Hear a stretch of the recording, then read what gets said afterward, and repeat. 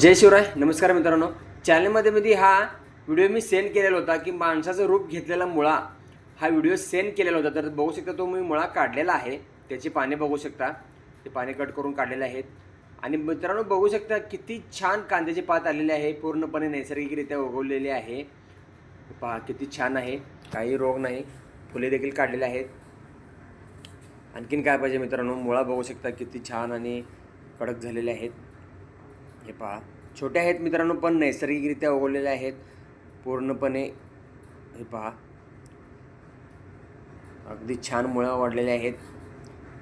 काही मुळा मी काढलेले आहेत मित्रांनो. अजून हे बघू शकता किती छान रूप घेतलेलं आहे. एक असं माणसाचं रूप वाटतं. कांद्याची पात बघू शकता पूर्णपणे निरोगी आहे. आणखीन काही कांद्याची पात आहेत मित्रांनो, काढायचे आहेत. आता जेवढे लागणार तेवढंच काढलेलं आहे. तर आणि काढते वेळी तुम्हाला मी चॅनलमध्ये व्हिडिओ सेंड करेन. हे पहा इथं आहे.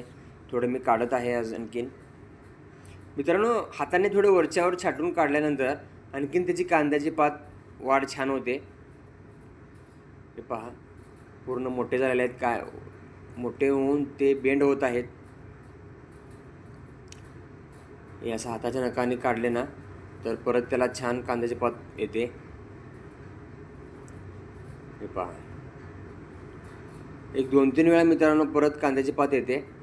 त्याच्यानंतर ते कांदा परत सुकून जातं आणि त्याचं तेथेच खत होऊन जातं.